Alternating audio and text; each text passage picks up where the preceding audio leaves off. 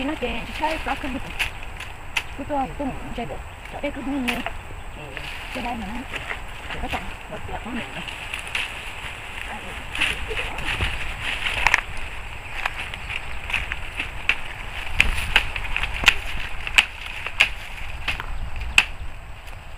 khô lắm rồi.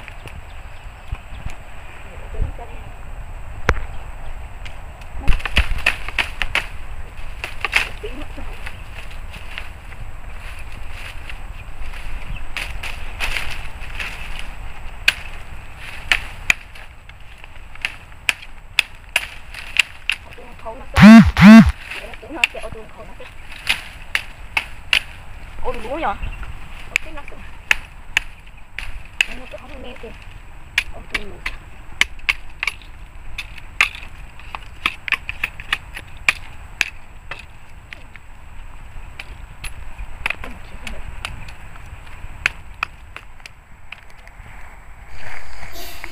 tôi chữ chỉ có cái chuyện này chữ tôi chờ thợ công nó thợ công chút nữa em cũng mang nào chỉ chờ lo thợ công nó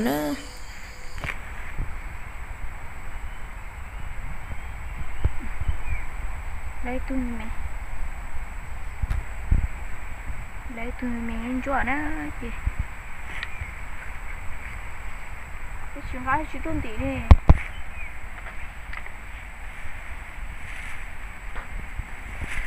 chỉ có công gia chị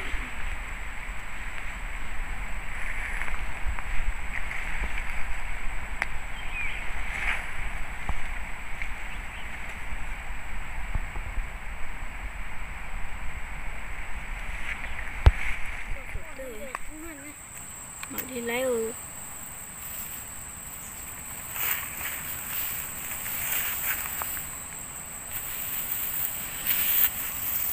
muốn cho đồ có khi không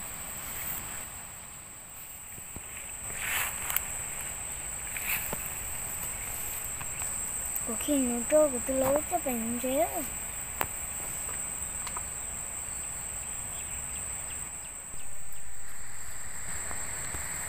thế bây giờ cho nó có chuyện mấy mấy quậy nó chứ là nó cho anh chơi bả liệp bả tấu nó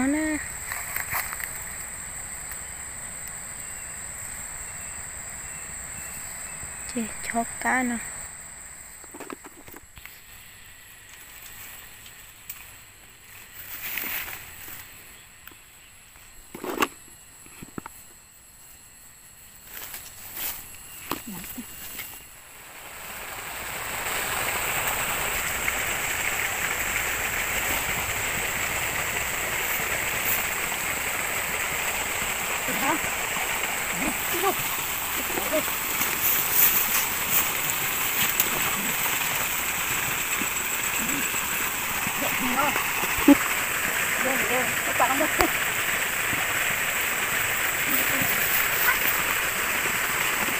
cho mình cho tôi chơi thêm đi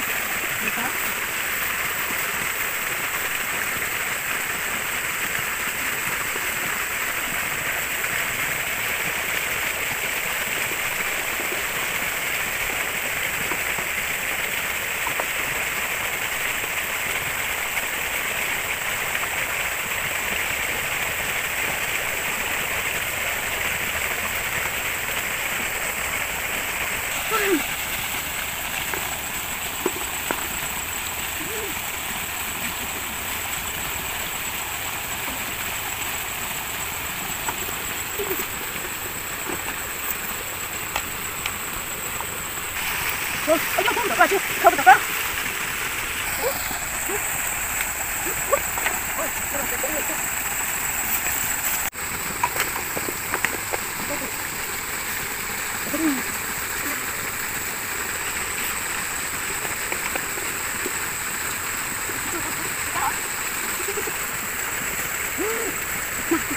Nó sẽ không.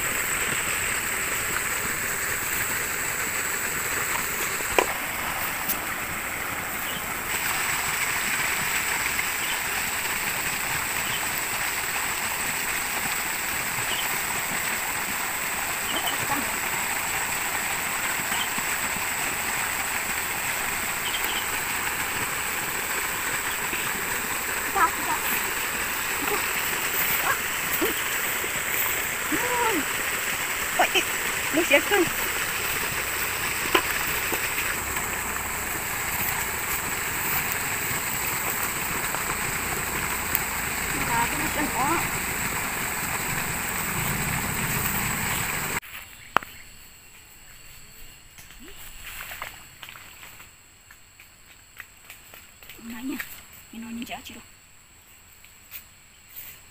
Chả có dùng nó to chút là cái cổ nhau. Nó phải kịp.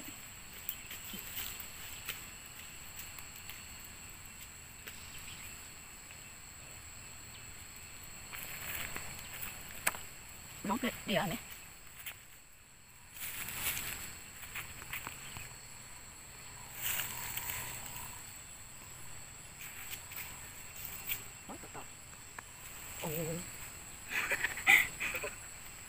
Ôi chưa sao đâu.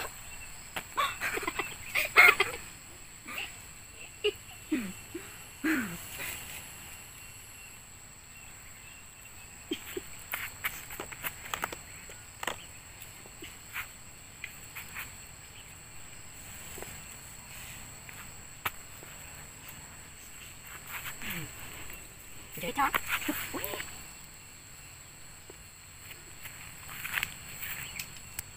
Nó sẽ không. Để cho.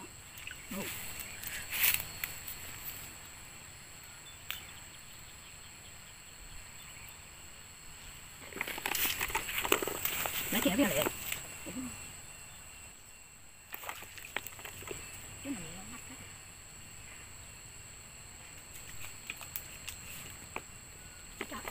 Ui.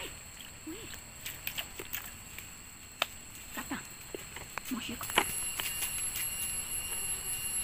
Đứa này thì có chưa? Bước cái chào. Mình bị sao sao. Ui. Bị sao chuyện.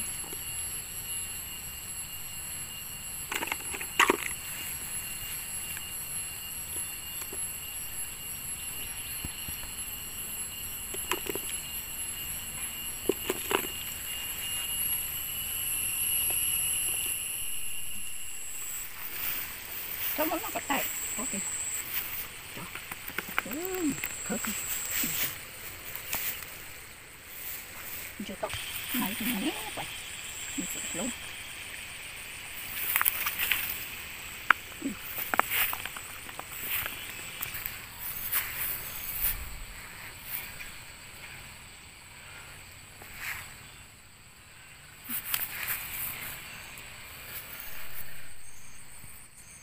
cô tụi nó chơi tôi nụ chơi nó sẽ nó cô tụi đi lo chơi một nụ đời cho đi lo chơi này chúng mua chơi tôi nụ đời cho cứ hóng cứ đi thì nó nhỏ đi xịt đi nó mua bắn chụp lớn nữa do đây đồ hồ chơi chỉ cá một đời nữa chơi tôi nụ chơi này cho như cứ hóng nó chơi cô mua bạn lia bạn tao cái chơi cứ nụ nụ là ở bên từ thế nào Nhưng mà để cái mà nó chơi